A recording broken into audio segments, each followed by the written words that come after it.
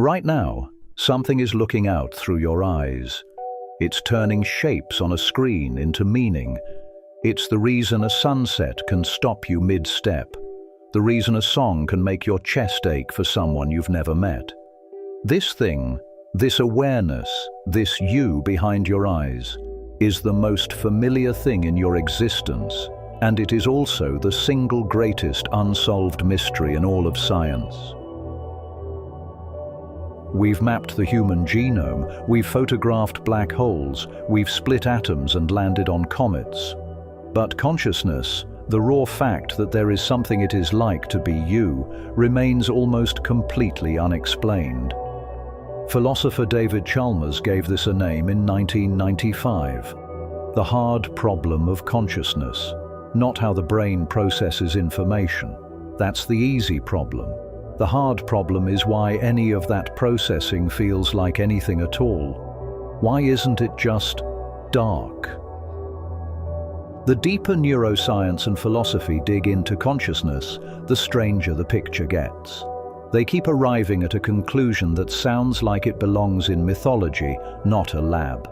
That the boundaries you feel between yourself and everything else, between your mind and other minds, might not be boundaries at all. That they might be something closer to a fence built on open water, convincing, useful, and ultimately imaginary. In the 1960s, neuroscientist Roger Sperry and his graduate student Michael Gazzaniga began studying patients whose corpus callosum, the bundle of nerve fibers connecting the brain's two hemispheres, had been surgically severed to treat epilepsy. What they found earned Sperry a Nobel Prize in 1981, and it disturbed nearly every assumption scientists held about the unity of the mind. When they showed an image only to a patient's left visual field, processed by the right hemisphere, the patient said they saw nothing. But their left hand, controlled by that same right hemisphere, could point to the correct object. Two systems inside one skull, each with its own awareness. The truly unsettling part came next. Gazzaniga discovered that the left hemisphere would invent explanations for the right hemisphere's actions, fabricating reasons without hesitation, without awareness that it was guessing. It confabulated fluently.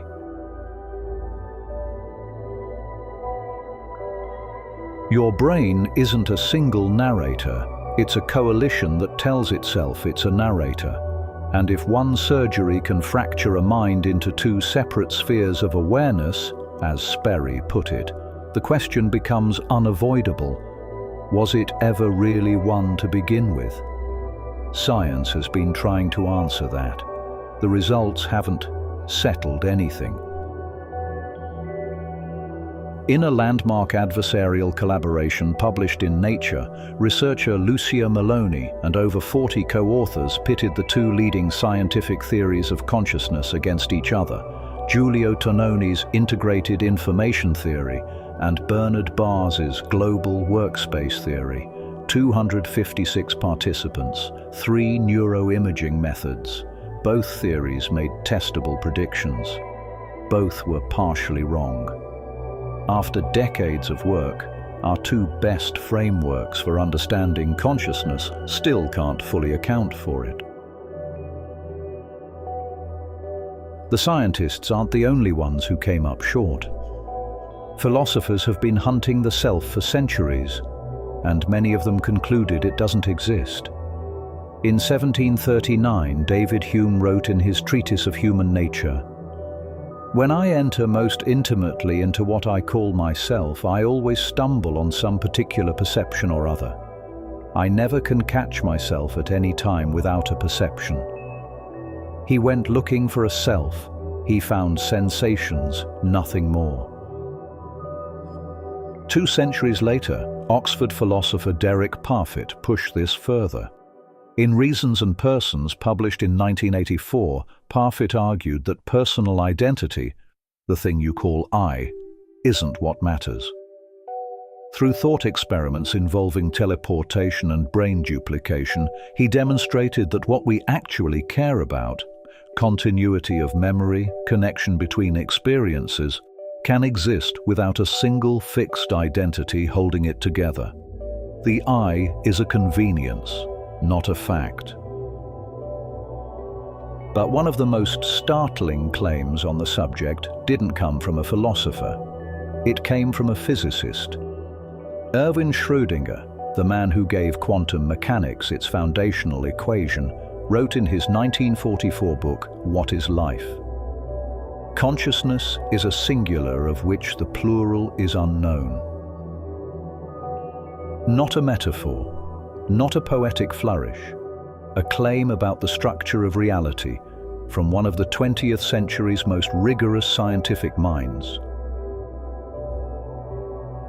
Schrödinger knew where this idea came from. He credited the Chandogya Upanishad, a Hindu philosophical text composed around 600 BCE, and its central teaching, Tat Tvam Asi, you are that. The individual self and the universal consciousness are the same thing. A 20th century physicist, working at the frontier of quantum theory, found himself arriving at the same conclusion as Vedic sages 3,000 years before him. If the self is an illusion, it should be possible to switch it off, and it turns out it is.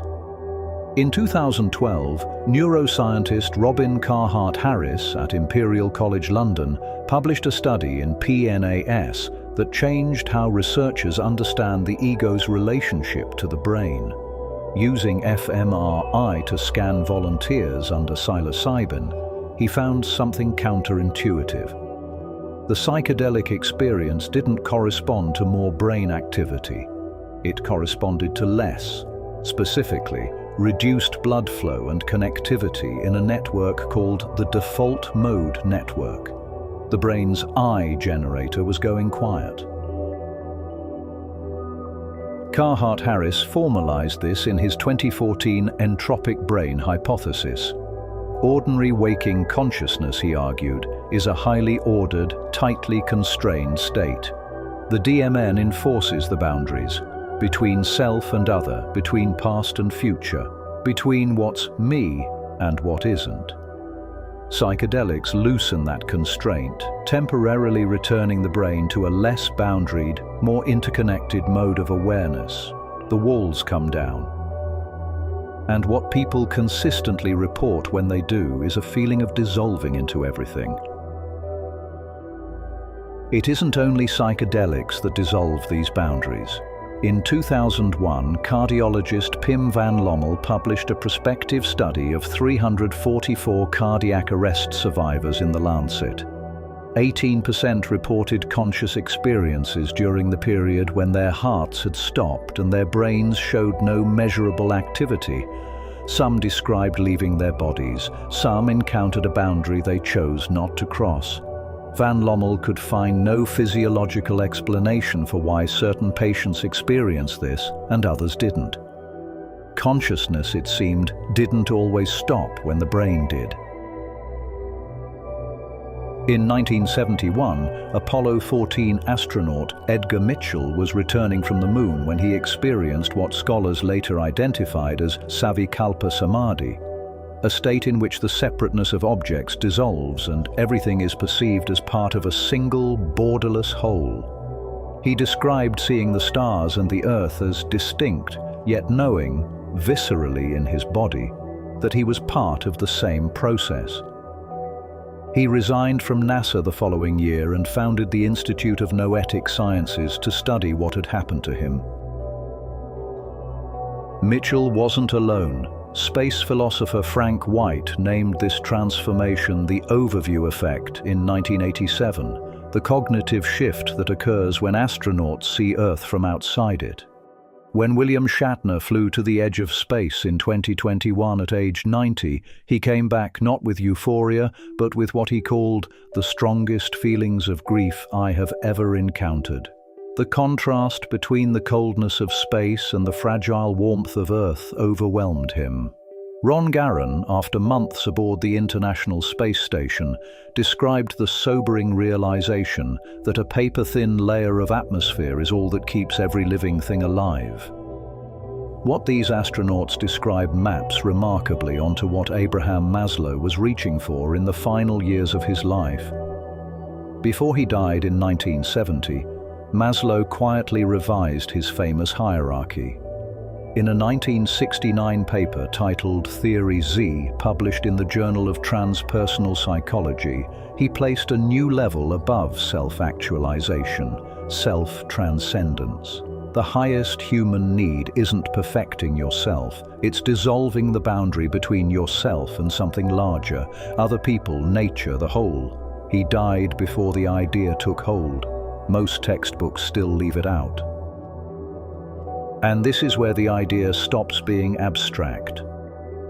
Philosopher Peter Singer's expanding circle argument tracks how the boundary of human moral concern has widened over centuries, from family to tribe, from tribe to nation, from nation to species, from species to other species.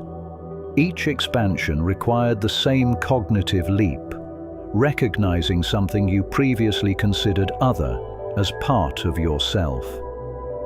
The question consciousness research keeps raising, whether there is even a meaningful boundary between your awareness and anyone else's, isn't just philosophical. It's the foundation of every ethical advance that has ever mattered.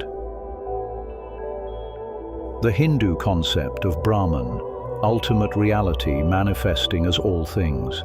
The Buddhist image of Indra's net, where every node in an infinite web reflects every other.